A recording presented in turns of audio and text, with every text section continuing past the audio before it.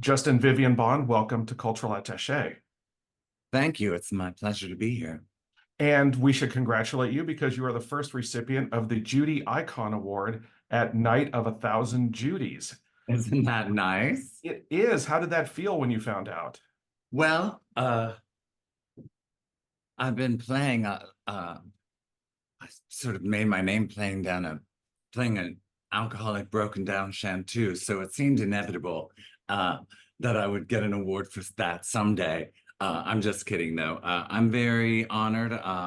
Justin Sayre, somebody who I've respected for a long time, the work that he has done in the queer community, and his performances and what he has to say with his work has always been, I think, very important and inspiring. And so to be honored by him and the group of people that he works with on the show is very flattering, obviously. And to get a Judy Award, that's pretty fancy. It is fancy. Now, I read an interview that Anthony Roth Costanzo gave to the New York Times, September 2021, when you were doing Only an Octave Apart. And he talked about the process of working with you. And he said, I'm always looking for structure. And Viv is always like, don't box me in because it's not going to be as good. Right.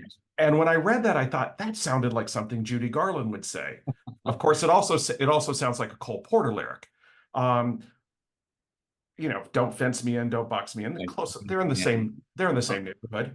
Yeah, there's Um, some anti-box songs out there. exactly. How much of an influence has Judy Garland been on you, both as a professional and as a person? Well, when I was a kid, as everybody who grew up the generation I did, every year,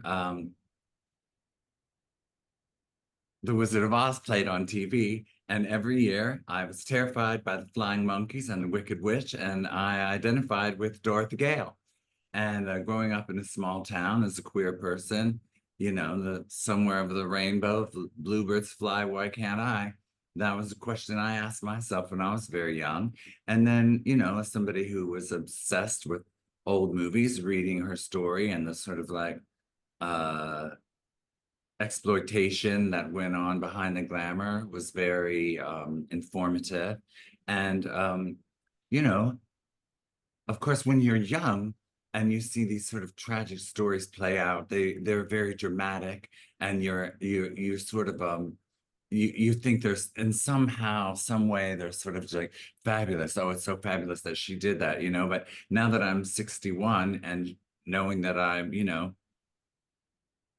a decade and a half older than she was when she passed away, it gives you a different perspective. But has given me, I don't know, fodder and intellectual inspiration, I guess, for my entire life. Has the role she's played as an influencer in your own life evolved as you've gotten older and as you've come to understand that she was much more than just the character of Dorothy in The Wizard of Oz? Yes, I mean, there's no way that I think you could really understand fully what she experienced if you haven't been in show business. And I also feel like being a minority in show business, a marginalized sort of person, um, what what people try to get away with because they feel like you are more powerless than they are, can be galling. But fortunately, I have somehow managed to avoid that for the most part. But I do that not by being in the mainstream, but by basically forging my own path. So I think maybe I learned from hers as a cautionary tale, as well as one of just the brilliance of her talent and hard work. Well, you mentioned these fools, who think that you can be, kept, you know, in the other category. There was a 1967 interview that Judy Garland gave Barbara Walters on the Today Show, and she said, "I've gotten to the age where I rebel, and I'm going to hit and hit back." With all the political rhetoric that we're facing right now, from all walks of life about trans, non-binary people, what's the best way to rebel against that vitriol that accompanies these comments and actually inspires even greater vitriol? Well, my strategy for the most part has always been to put my body where it needs to be, whether it be on the street, whether it be at a protest, whether it be at a meeting, or whether it be on the stage, or sometimes on the screen. But I feel like the most powerful thing I can do as a trans person is live as full and rich and joyful of a life as I can possibly live in spite of all that. And I take a lot of comfort in knowing that the people who are coming after us are invariably much less happy and much less comfortable with who they are than we are. So, in a certain extent, it's like you're being tormented by somebody for whom you have a tremendous amount of, I would say, condescension. I look down on those people, but I feel very justified in doing so. And I feel like I also have a certain amount of compassion for them because on a very profound level, they're pathetic. Well, I think there's that old axiom that success is the best revenge, but I think happiness is the best revenge.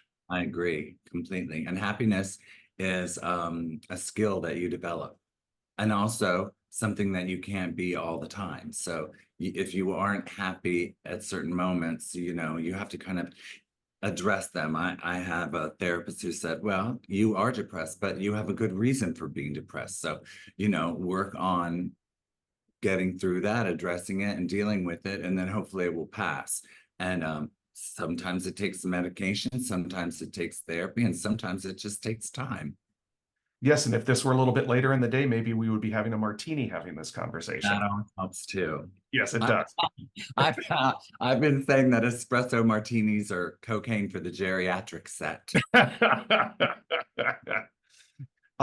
So Kenny Melman, somebody Mm. that any of your fans will know about whom I'm speaking, compared last year your level of fandom to, quote, "It's as if Viv were a Judy Garland but alive." Of course, that sounds like a variation of your Whitney Houston joke. Your fans will know what I'm talking about. But what parallels do you see between your fan base and the fan base that Judy Garland has? They have what was the line? Judy said they have good taste. I think that is, I mean, I love my fan base and I'm proud of having a very intelligent, witty, and a loyal fan base. And I try to keep myself as fresh and invigorated for them as possible. And it makes it easy because they're so receptive to what I do and they're willing to, go with me wherever I may take them. Last year I did 7 original shows over the course of the year, and each show had a different song list, for the most part, songs I'd never performed before. And I'd set them up as different themes or whatever. And the audience went with me. And I think sometimes they were surprised. And I feel very fortunate that I have a place that I get to do that. And I can walk to work here in New York City.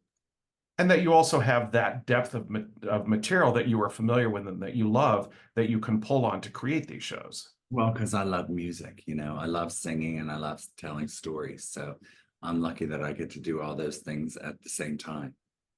Yeah, anybody who knows anything about your background and some of the people who were influential in your life, it wasn't just a Judy Garland, but it was a Greta Garbo, it was a Margaret O'Brien. And if we talk to younger, Dude, pardon me? Margaret O'Brien in Meet Me in St. Louis. Absolutely. Judy? Yes. But younger gays don't have any idea. They may not even know who Judy Garland was. I mean, I'd hope to God that isn't true. Well, they have Lana Del Rey. That's another cue for the martini. But No, I like a lot of the young singers. I cover Lana Del Rey songs. But I mean, I think every generation is attracted to what they need to learn from. We had a much narrower selection. We had what was played on ABC, NBC, and CBS. And if we went to the movies, I mean, and whatever we could afford to buy in the record store or check out of the library, but they have so much more access to so many more ideas that I don't think it's a loss on there. for them. I just think it's a different scenario, but I hope that they find an equal amount of inspiration. Right. And I'm not, besmirching any of these other artists. I happen to love Lana Del Rey myself. But I worry that the history of the gay movement and gay culture and gay politics is going to fade away because it doesn't seem relevant or as, important or necessary for younger people. I've talked to multiple people in the arts, who are gay or gay friendly, who worry about the same thing. Do you have any such concerns? Uh, well, I don't know. Maybe I have a different experience, but I have always found, at least maybe it's just because they're people I know or where I meet people, but I've always found that young people are very interested in that. And when I, meet somebody who's in their 20s or 30s, and I might talk about something that they've never heard of, I think they are like interested in checking it out. I think that, they don't teach it in schools. And we as queer elders who really didn't have any queer elders, I mean, my career was not based on emulating anybody else's career because there weren't that many people around to emulate because AIDS took them away from us. But so I think on one hand, it's good that we're worried about it because it's our job to sort of pass that information along, and it's not being passed along in schools for the most part. And so it's really up to us to engage, I think. And hopefully that access that they have will prompt them to go down, the proverbial rabbit hole and uncover countless more icons and much more history. When I was young and I was living in San Francisco, I used to go over to, and he's not that much older than me, but he was much more knowledgeable. I would go over to Mark Eustis's house, and he would just show me videos and movies of queer people that I'd never heard of, people that like Reno, who was in a generation ahead of me, who was a wonderful lesbian comic. And he really educated me, but he took the time and I was interested. And that's really what it takes, time and interest. Absolutely. Now you talked about how you did 7 shows last year. You were going to be going next week to Feinstein's at the Hotel Nico to Mhm. perform Rare Bird, which you only performed at the public earlier this month, if I, Right. even though there's just a few weeks difference between when you debuted the show at Joe's Pub and now doing it in San Francisco, does your relationship with the material change? Do you alter the show, make any So changes? the material will not be the same because when I did the show here in New York, I did it with my full band. And I'm coming to San Francisco with David Sikowski, who's my pianist, and we've worked together. He's been with me at Feinstein several times now. But the only reason I ever wish I was more famous or more successful is so I could tour with my band because it's so expensive, it's impossible. But that doesn't, I don't think it makes the show any less interesting. I mean, I spent an entire career and it was just Kenny Melman and I, pianist and singer on stage. So I don't feel like, the audience is losing out on anything. But because of that, I have to work a little harder and come up with a different set list that has a lot of the same material, but some of the things that just sounded better because you had background vocalists or just little things that technically wouldn't work as well. So I think it's going to be a great show. I'm excited about it. And I'm still able to do my favorite songs from that show. So I think it's going to be great. And ever the underachiever, you're going to Joe's Pub for 9 performances next month, Mhm. which I assume will be a completely different show. Yes, that show is called Nightshade. And it's about, how queer people exist at night and songs about nighttime and songs that you would listen to at night. I haven't completely narrowed down the set list yet, but I've been having a lot of fun picking it out. See, now when you said Nightshade, I thought, oh, it could be just, the crap we throw at each other in the That night. could just be, what we do with eggplant emojis. Uh, So we'll see. yeah, exactly. Um, you appeared in Desert Inn, uh, Yes. which is a video series that I loved that Ellen Reed and James Darrow and Christopher Oscar Pena did. And I love how unconventional that series was.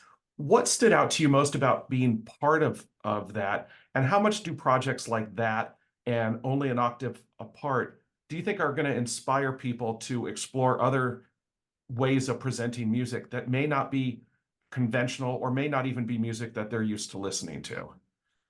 Well, that was an amazing experience, and I felt so lucky to be able to do that during the pandemic. And I have to say, uh, Ellen, James, and Brad Vernatter, who's the uh, artistic director of Boston Lyric Opera, they all, unlike many other arts institutions, that just sort of folded during the whole thing. They found a way to pivot and keep all of these artists engaged and working throughout that pandemic. And it was so great because each scene was written by a different composer. And so it was a huge amount of people. And it was so much fun. And of course, they were all amazing artists. And to be in Palm Springs that May with all these great artists, and it was one of the best experiences ever. James is terrific director, and I just thought that, it was a wonderful way of working that I would encourage more people to try because it really appealed to a lot of people. And I think the same thing with Anthony and I. Cabaret is not one of the top genres in popular entertainment, but I've always tried to stay relevant because I just tell the truth, and the only truth I can really tell is my own truth. And so working with Anthony and somehow contextualizing all of this opera music that he sings, which is so beautiful. But I went to his show Orfeo, which premiered last week, and I turned to my friend after the show and I said, the only problem with these operas, and they're all, very old, the music's beautiful, but the characters are all idiots. Like, you can't believe how stupid these characters are. And so I really love contemporary opera because, like The Hours, which is playing at the Met right now, and they had this amazing show called Champion. I think it was called Champ or Champion, about a African American boxer last year. That was incredible. And so I really feel like contemporary opera is where it's at. And I think a lot of it appeals to a much broader audience because it's hard to sort of take these things seriously if you're there for a story, because the stories are kind of simple. Well, it is particularly with Orfeo. It's like, really, you had to turn around? I It's was that like, simple. why don't you dump her before she was whining and complaining behind him? I was like, just leave her. Go ahead. Get back to the surface. I have a lot of compassion for Eurydice, but the singer was amazing. She was gorgeous and her voice was stunning. Right. And The Hours is beautiful. I think that's beautiful. The thing I love about what James did, because I'm in Los Angeles, he created performances for Los Angeles Chamber Orchestra, that took classical music off of the concert stage and put it into our day-to-day lives. And I feel like Desert Inn is part of that as well. Right. And that's the way people are going to get seduced by the art form. Well, it was an interesting story that, was set in such a way that it was kind of provocative, but it had queer tales, it had heterosexual, it had diversity, and the writing was fantastic. And yeah, that's what we need. Even if it means shooting at night in the desert, which is very cold. Well, I don't think I shot at night in the desert. I was very pampered during that shoot. Yeah, I interviewed Isabel Leonard, and she said, 'cause she, yeah, as you know, directed, one of the episodes, and she said, I could not believe how cold it was. I thought California was always warm. No, she's wonderful too. And amazingly talented. I loved working with her. You also, I think, didn't you just post a picture from being at the opera with your friend Molly Ringwald? Yes. We're show queens together. We go to a lot of shows with each other. And you know, we've known each other since before. Well, I met her when I was still living in San Francisco because she was playing Allie Gertz, a young woman who died of AIDS, and she was named by the Washington Post as the Park Avenue AIDS girl or whatever.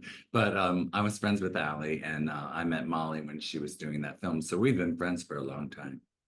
Yeah, the beautiful thing about being in the the art scene in New York is, you get to post photographs with Molly Ringwald, or with Tilda Swinton, or with certain Spanish directors that we all admire.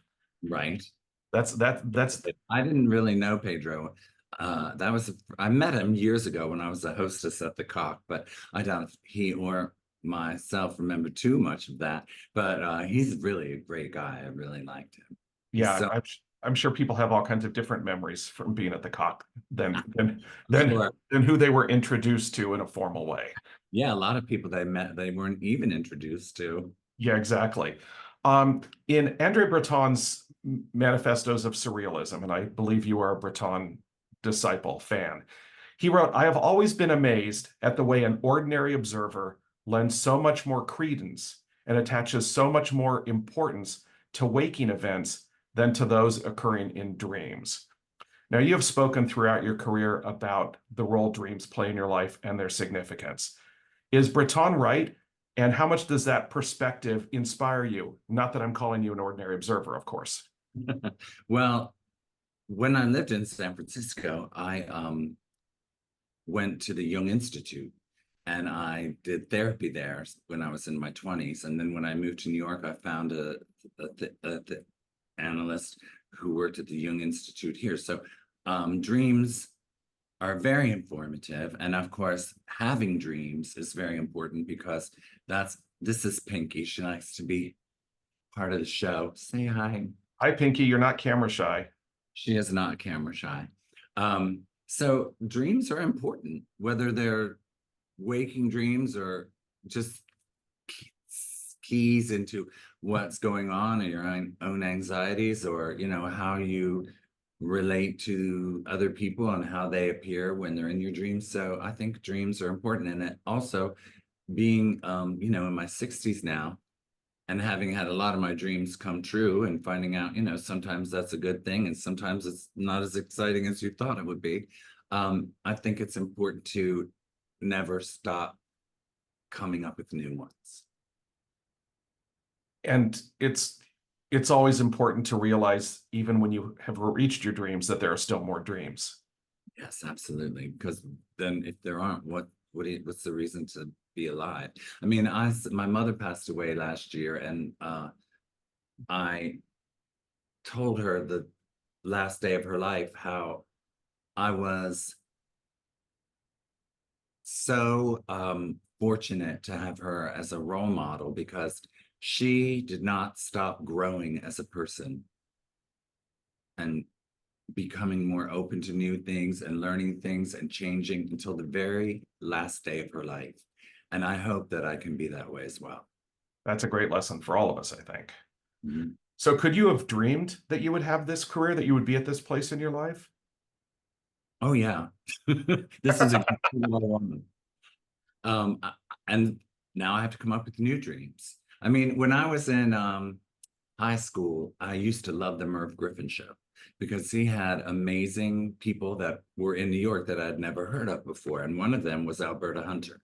And she was this jazz singer who was successful in the 20s and 30s and into the 40s. But at a certain point, she stepped away from show business and became a nurse. And she lied about her age. So when she was 72, they made 70 or 72. They thought she was 65 and they forced her to retire from nursing.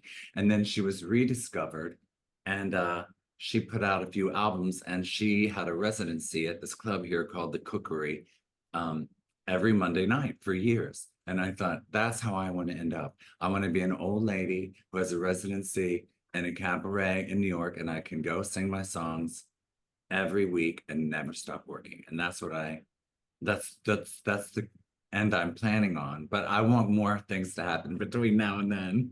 Well, the nice thing is, because I'm in my 60s as well. The nice thing is, I do believe that 60 is the new 40 at this point, just because of our knowledge of how best to take care of ourselves, what the right or I wrong things to take do. better care of myself now than I did when I was in my 40s, that's for sure. Um, so apropos of figuring out, what life in the future is going to be, I want to go 55 years after your death, Mhm. because this year is the 55th anniversary of Judy Garland's death. So if 55 years after you've shuffled off this mortal coil, somebody wants to prepare a night of 1,000 vivs, what would you like it to be? I couldn't care less. Once I'm dead, I really don't care. I don't care what if anybody ever remembers me after I'm dead or not. I I don't care about that, honestly. You don't worry about legacy or think about your legacy. No, I just want to enjoy my life. And I So think that that's up to other people too, I don't have that kind of ego where I feel like, oh, I want to live on forever. I really don't. I think that's part of why I don't make so many records because I don't really care. I'm not there when people listen to them. So I don't get any pleasure out of them. You don't make any money. So, what's the point in making records unless you are a recording artist like Everything But the Girl. Oh my God, I can't think of her name because I can't pull up names right away. But the woman who's a singer and Everything But the Girl, such an amazing singer. And I was spending time with her in London, and I said, "Well, are you going to go out on tour?" "Oh no, I hate singing live." She doesn't enjoy singing live. She enjoys making art in the studio, and I'm the opposite. I like singing live, and I guess that would be something also that I have in common with Judy Garland because her live performances are so much more legendary, and the recordings of her live performances than her studio records. So there's that chemistry that happens, the the empathy and the relationship that you develop with the live audience that you can't really create. And I think that's also why working on Only an Octave Apart with Anthony in the studio might have been more powerful than doing solo records in the studio because we were there together. So we were kind of performing for each other, and that I think ups the ante.